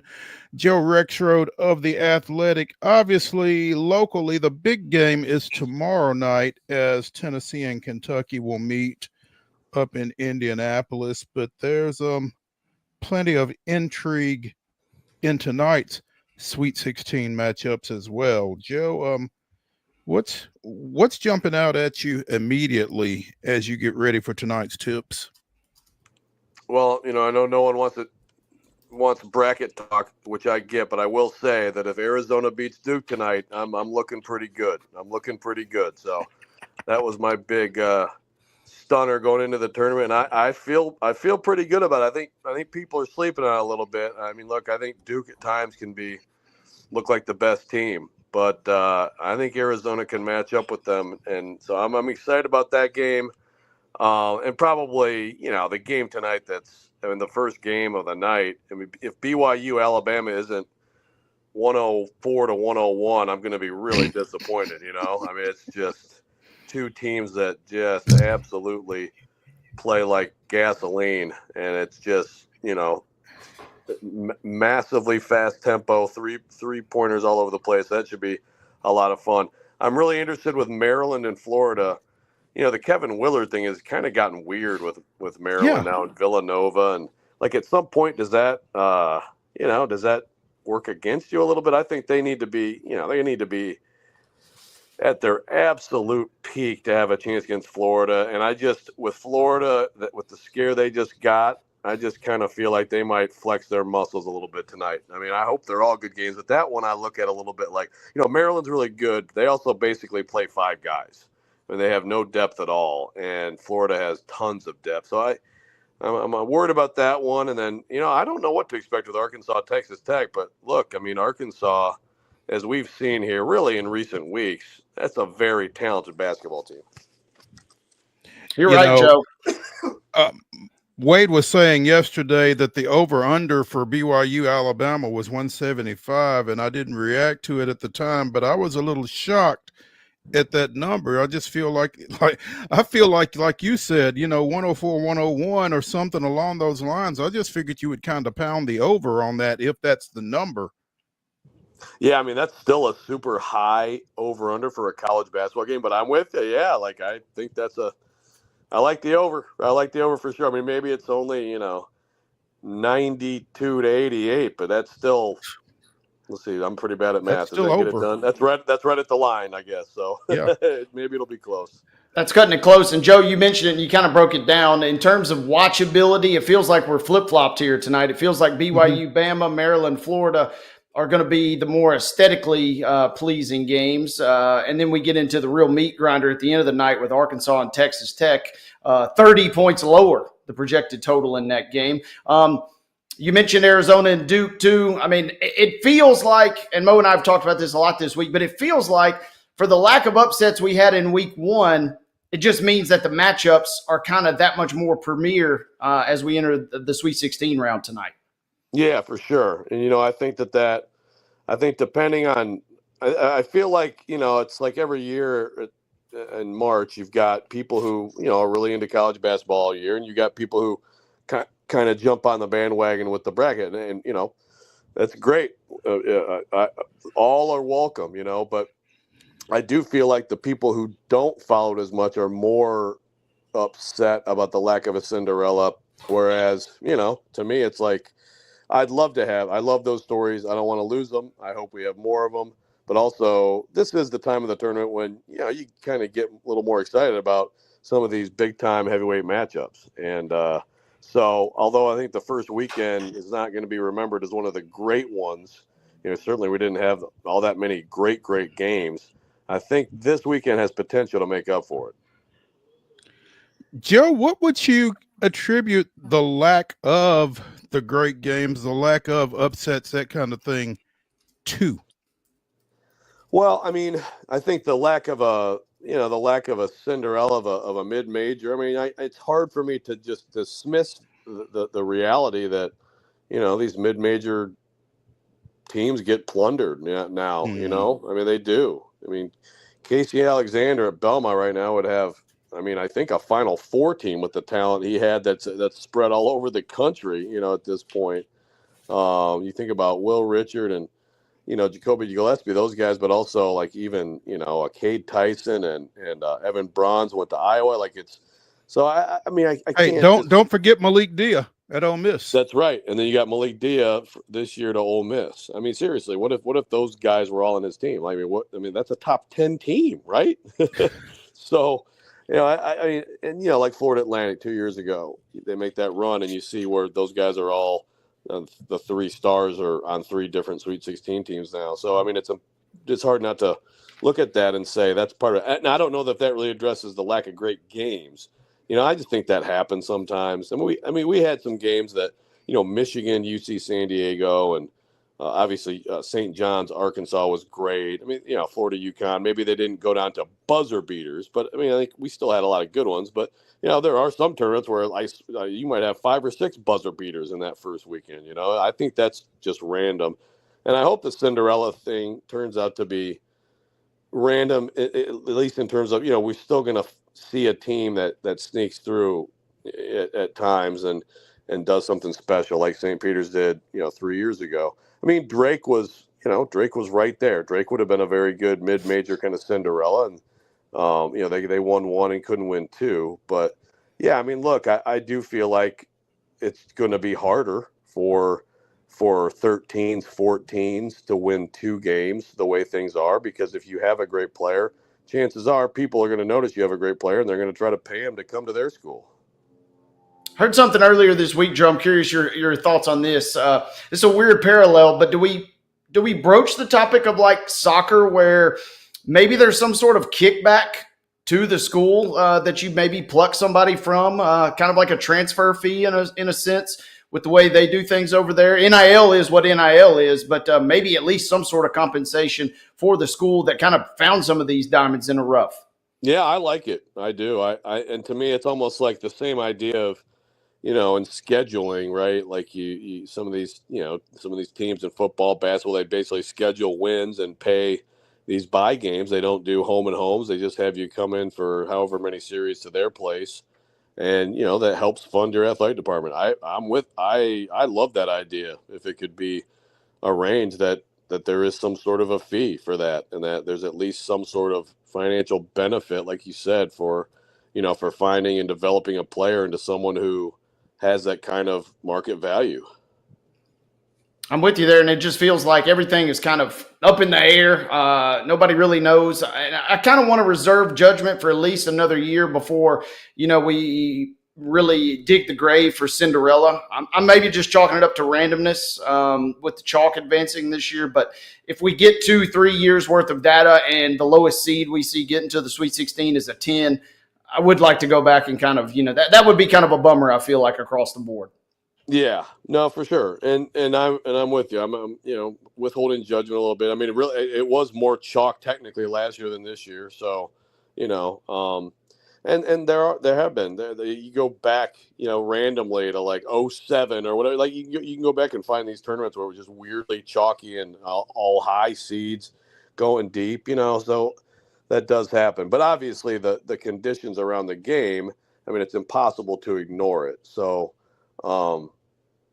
I feel like it's interesting too, because it's, there's also the talk with revenue sharing about maybe some conferences, not necessarily the lower level conferences, but, more middling conferences having a little bit of an advantage because they don't have football. They don't have football money to worry about. And basketball is the number one sport. So that's another interesting thing to track here. So obviously the SEC is on top right now, but you get into splitting up $20.5 million. Football programs are going to get theirs. That's it's really getting interesting all the way around. Joe Rexrode of The Athletic joining us here on Main Street Sports today, presented by the Tennessee Orthopedic Alliance of Columbia. And Joe, you mentioned the financial and the off-field, off-court impact of all that's going on right now. Obviously the story earlier this week about St. Francis going to Division III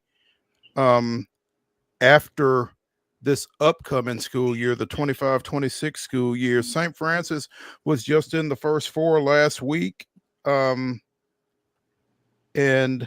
their answer to the upcoming issues in terms of finances are to just move everything to D3. Do you feel like that's going to be something that we see more of?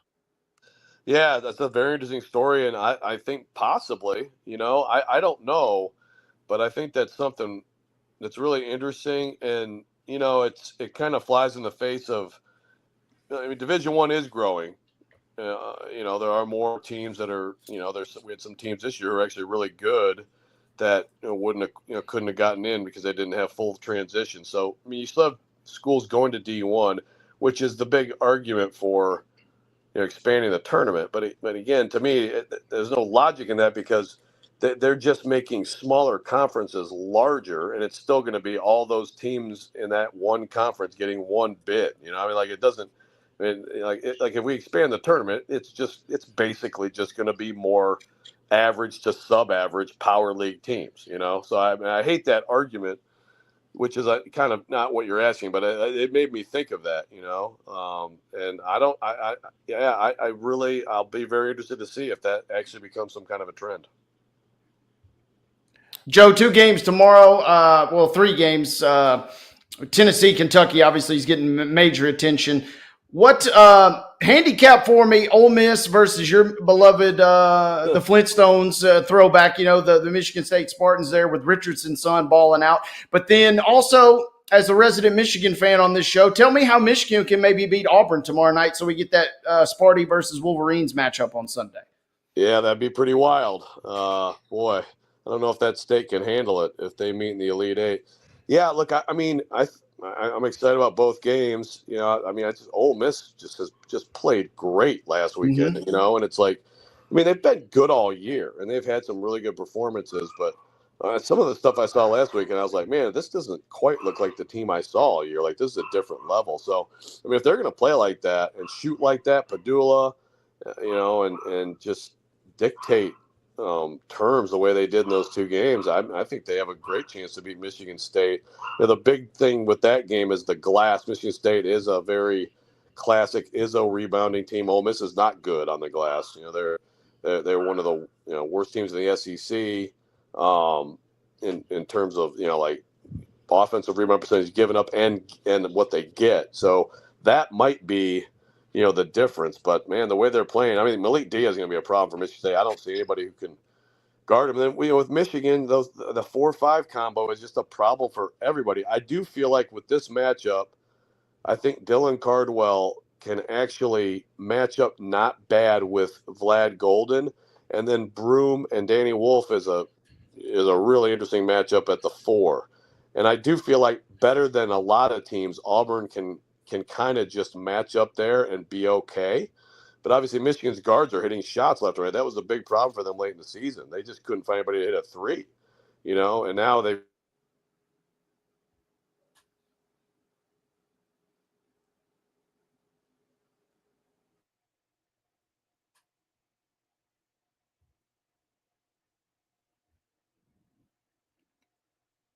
Mark? I lost you, Joe. Yeah, I think Michigan starts hitting threes, and the world ceases to exist. I'm with Joe. That's the last thing we want, huh? Hello? Joe, you there?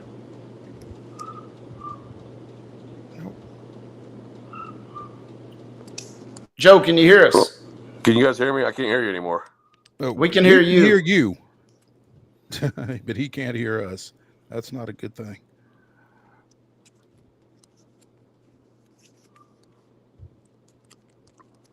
Mark, you got anything for us? Hello. Joe?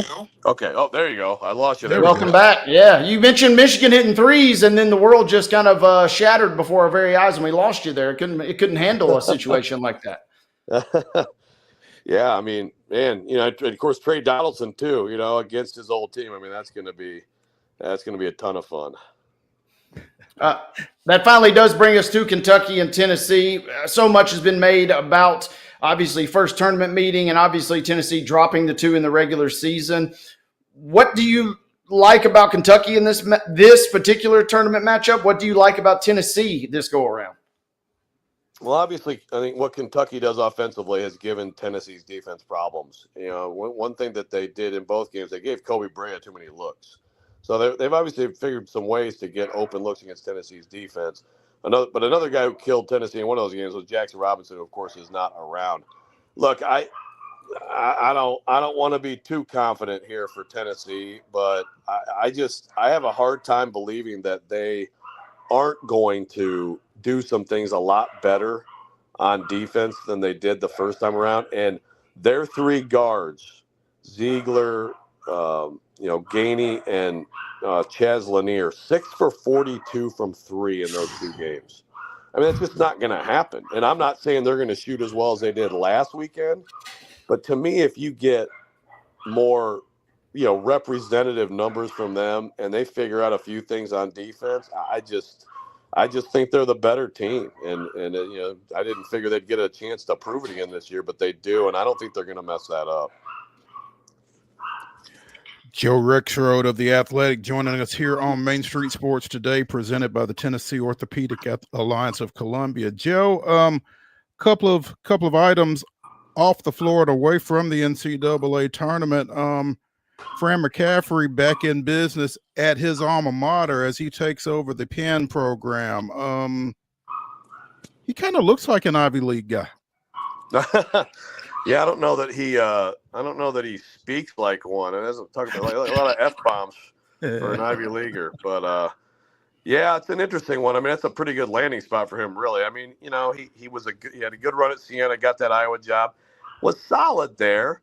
They made the tournament a fair amount of times, but never really took it to the next level. I mean, Iowa hasn't been to the second weekend of this tournament, I think, since '99. I think that's right. But it was time for him, so we'll see. I mean, he's been in it a long time, but I'm sure he can do fine there. And Colorado State bounced back pretty quick. Elevated an assistant, Ali Faroukmanesh. Is that how you pronounce that? Yeah. Wade? Yeah. Did I get it? I think you got it. Okay. The old the former Northern Iowa March Madness darling himself. Well, yeah, you mentioned, Michigan State. I mean, I covered, Tennessee, Michigan State in the Elite Eight in 2010 in St. Louis. The game before that, Sweet 16, was was him and Northern Iowa against Michigan State. And this was right after he hit this, one of those, no, they're up one. You got to kill clock. And he just launches that three with no one to rebound and sinks it. And that was just like, oh, my God, Kansas is going to lose. I mean, that was the favorite to win the tournament. 2010 was that Kansas team. So, but, yeah, I mean, that seems like apparently, he's very respected with what he's done there. So that's good for them to be able to quickly, move him up. Because that's, as we see, it's players now, but it's always been these mid-major coaches have success and they get pulled up to the high majors, and then the mid-major programs have to scramble and figure it out. And when you can continue to some degree, what you've had going on. I mean, Medved leaves, but he was an assistant under him both there at Colorado State and previously, I guess, at Drake, where they had been together before going out to Fort Collins. I would think that there's some value in that for CSU. Yeah, absolutely. Yeah, no doubt. I mean, that's been a really solid program. Medved's a guy who has hung around. I mean, he's been a name that's been out there. So there are some guys who, takes a while. I mean, look, there's been, we mentioned Casey Alexander Belmont. I still think that, I think he did a heck of a job this year too. I think at some point he could get one of those jobs, but Belmont's lucky that he seems to love it here and love it staying with that program. Yeah. Joe Rexrode of The Athletic joining us here on Main Street Sports today. Joe, we really appreciate you coming in and fighting to stay in despite some issues, and look forward to catching up with you again soon. Okay, guys. Thanks for having me. Appreciate it. Thank you, Joe. Right. Let's take our final break of the day here on Throwback Thursday on Main Street Sports today, presented by the Tennessee Orthopedic Alliance of Columbia. When we come back, it'll be our final segment. We'll get into the grab bag. Stick around.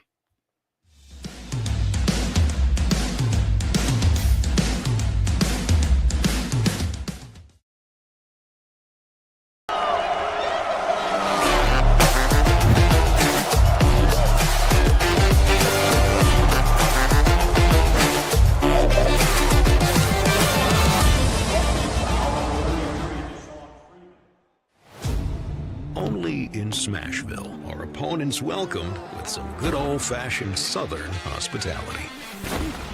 We'll give you a hand, cheer you on. Hey, we'll even leave a light on.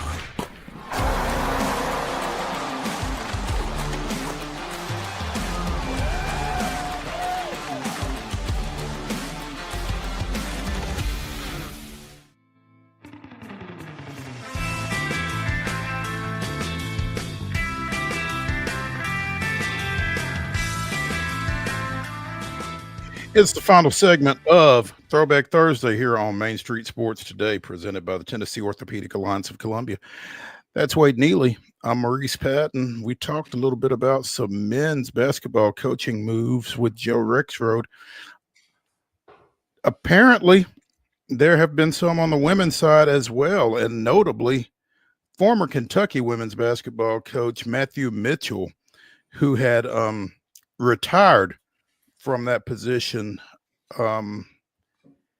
after undergoing brain surgery back in the summer of 2020. He's back. He has taken the Houston coaching position. It was announced earlier today. Mitchell spent about 30 years between Kentucky and Morehead State and had elevated that Kentucky program before stepping away. 10 20-win seasons at UK over 13 seasons. Kentucky made 9 NCAA tournament appearances, 5 Sweet 16s, and 3 Elite 8s after 2 years at Morehead State prior. So Houston got a pretty good one, it sounds like. Houston went 5-25 this past season, 1-17 in the Big 12, and obviously needed something different. Absolutely. And feels like they got a good one. I'm looking them up. They've only made 5 tournament appearances total. Yeah. So, and the last was in 2011. They've only advanced to the second round twice in those 5 trips. So from humble beginnings, Coach Mitchell steps in. But I kind of look at it, the bar can't get much lower, right? No, I mean, I don't think he can do any damage to it. I don't think he will do any damage to it. And, in the Big 12 with, Iowa State and Arizona State, I mean, Houston's going to get pushed pretty hard, pretty quick. And so they definitely got some catching up to do, but certainly they feel like Matthew Mitchell can help them do that. And I tend to agree with him. We'll see how that one goes. We talked about Belmont's women defeating MTSU in the opening round of the WBIT. They had 2 James Madison tonight for the quarterfinals of that postseason tournament. Had a big win, a last-second win against Northern Arizona in the second round, coming back from 21 down in that one. And apparently this marks Belmont's deepest postseason run since moving to NCAA Division I. So, the big dance it is not, but a chance to potentially end on a high note. Got to go to Harrisonburg. Probably won't be I'm looking them up. James Madison 30-5. So they're disappointed they didn't make any sort of major March Madness push this year. But this looks like a fun little group we got left. Big game tonight too. Texas Tech and Florida to start them off. Then you got Portland Nova and then Gonzaga Minnesota, your other quarterfinal matchup. So if Belmont can survive James Madison, a chance to really kind of put themselves even further on the map. But yeah, it'll be a tough one tonight. Don't know anything about JMU, but record-wise, they look impressive. Yeah. The semifinals will be played at Hinkle Fieldhouse, I believe, in Indianapolis, which is where Butler plays their games. So good luck to the Lady Bruins, even though you did do our Lady Raiders dirty to open things up. So we've talked about the portal. Apparently there's a local kid in it, Doyle Cockrell III, who averaged 20 points as a freshman at Fisk this past season. One of the top guards in NAIA is looking for a new program. He'll have 3 years of eligibility. And again, averaging 20 points, I mean, it almost doesn't really matter where you did it. I mean, he's not going to be a high major guy, but certainly there's got to be some place where this young man's skills could be utilized. Yeah, and always we love tracking. Everybody talks about the big moves and the major moves, but it's always fun when you got that local connection too, just to kind of see where everybody goes, where everybody ends up. It was crazy breaking that down with Joe Sullivan earlier this week. Over 1,500 names, and that was we didn't get a chance to mention. It was slightly misleading because there are D2, D3, NAI players listed in that same database there. So, I mean, we're in a wide range here, but, still interesting. I'd love to know how many kids there are, period, playing basketball. I mean, that would probably make that number a little bit more, make it easier to digest or give you a little bit more context when you're dealing with it. But I mean, to the thought that the portal has been open 3 days and there are 1,500 guys in it, it just is a little startling when you think about it. That's a lot. Again, especially, I think the number I saw was last season after the first day of the portal opening, there were 291 guys in it. So yeah, I mean, it feels like it is kind of like free agency, right? And even if you have every intent to come back to your program, whether you're angling for perhaps a better NIL deal or just maybe, hey, coach, I could leave in a moment's notice. Some coaches, that's going to resonate with, and they may do everything they can to keep your services. So kind of multiple ways to play the same game. And then obviously some folks are just moving on to a higher level or a bigger bag, if you will. So it's always kind of fun and fascinating to monitor. I mean, it's like pure uncut, untapped mainlining of transactions. NFL free agency has got nothing on the portal for the real sickos. Yeah, it's just I kind of hate it and here's the thing. I've said all along, I'm all for the players having the freedom of movement and that kind of thing, because for so long they have not. And so I don't necessarily have an issue with it, but for coaches trying to build a program and keep a program and some continuity and that kind of thing, and not knowing from one year to the next necessarily who you're going to have to work with, it's got to be tough, obviously. So, I mean, I kind of feel for the coaches that are having to deal with this, but if a kid isn't happy where he is, or he thinks he or she can be successful at another institution, they ought to be able to, explore that. But yep. Hey, and real be quick, careful what you wish for, though. Be careful what you wish for. You said it best. And we mentioned NAI too. Quick update from last week's national tournament. No banners coming home, unfortunately, for our local teams. But, man, they made some deep runs. Coach Chris Nelson and the Bethel Lady Wildcats, they fell in the semifinals earlier this week on Monday night to Dort out of Iowa. Dort ends up cutting down the nets. So you lose to the champ, but a great season nonetheless for Coach Nelson. The Freed Hardeman men, they will not repeat as national champs. They were eliminated by Oklahoma Wesleyan on Monday night. And then talk about a stinker. Oklahoma Wesleyan makes it to the championship game, but they lose the College of Idaho 93-65. Man, not every day that your championship game is seemingly that lopsided. And the Freed Hardeman ladies, they got dumped in the quarterfinals. So we had 3 teams all over in West Tennessee, but 3 teams from the NAI that made it to the national quarterfinals. Good run for all those squads, especially Coach Nelson and the Lady Wildcats. They were a team that kind of found their stride. We talk about it a lot, right? But teams peaking at the right time, they seemingly did just that. I would imagine Coach Stutz and the Freed Hardeman bunch, though, are thinking, we could have lost by 28. Yeah. Well, that's the best effort you're going to give in the title game. I mean, we could have done a little bit better than that. Come on, if that's all you got. Yeah, so that's tough. That was an NAIA recap. In Division II, Union's women fell in the semifinals of the D2 Nationals last night that were being played up at Pittsburgh. Lost 68-50 to Cal State Dominguez Hills. Union finished up 33-4 overall, and that was their first loss in their last 20 games. Crazy. Yeah. We were fortunate enough to get Mark Campbell on. I think it was back in late November, early December, maybe. He's heading into the Women's Basketball Hall of Fame. He won his 775th career game in the quarterfinals, getting into that semifinal matchup last night against Dominguez Hills. But tough go last night up in Pittsburgh for the Lady Bulldogs. I didn't know how it would come up, but man, Mo teased me up just beautifully. I didn't know how I could squeeze this in the show, but a couple weeks ago I told you guys that Jesse Christopher, former Martin Methodist standout, was a referee for the championship for Athletes Unlimited. She had the other semifinal last night in that Division II.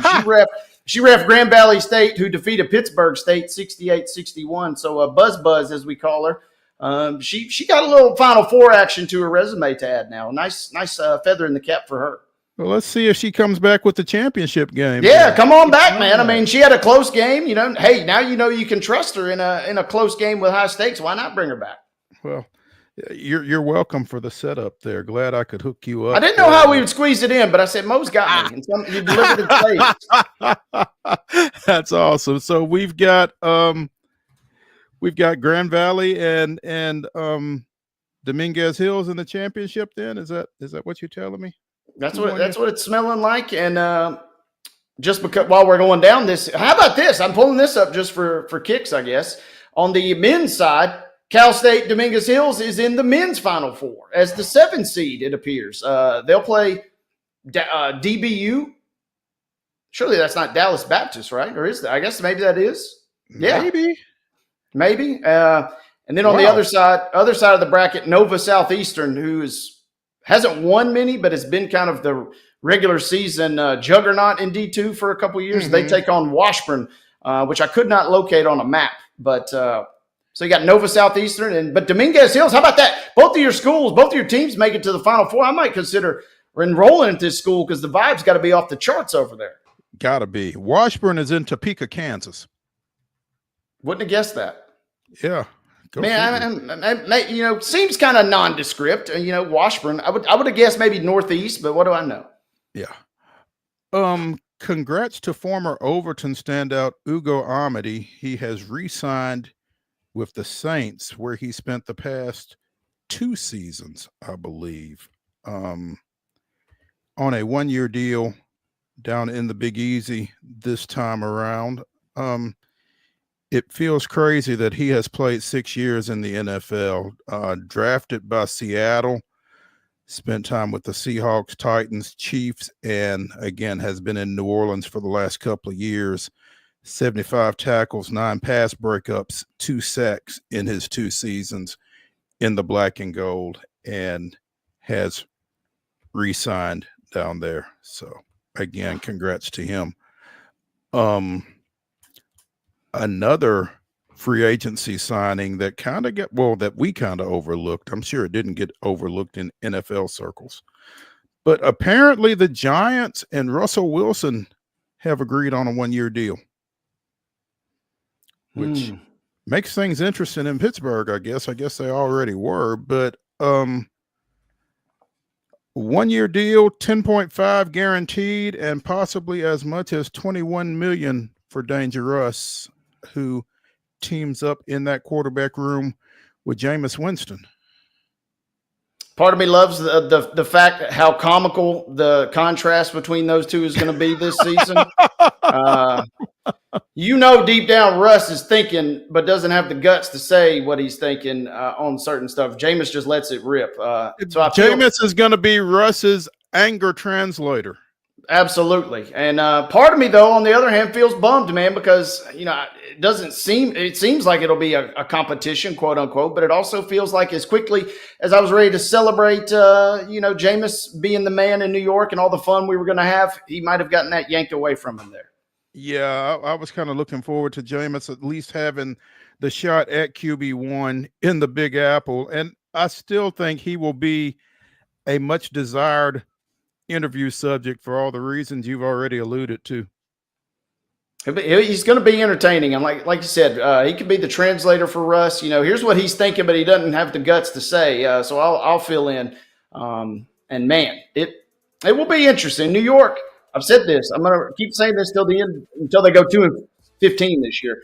They're not that far removed from being sneaky competitive this year. Russ feels like the ceiling is kind of stable at 6 to 7 wins, but that's about it. Jameis, who knows? You could have gone 3 wins, but you could have maybe won 9 or 10. Who knows? Yeah, it'll be interesting for sure. We'll keep an eye on it. That's going to do it for Throwback Thursday here on Main Street Sports Today, presented by the Tennessee Orthopedic Alliance of Columbia. Join us at 2 o'clock tomorrow. We'll be joined by Jeff Hem, the play-by-play announcer for the Nashville Sounds, as they get ready to get their season started tomorrow night over at First Horizon Park. And we will also have Tennessee State hockey coach Duarte Abercrombie. We'll see y'all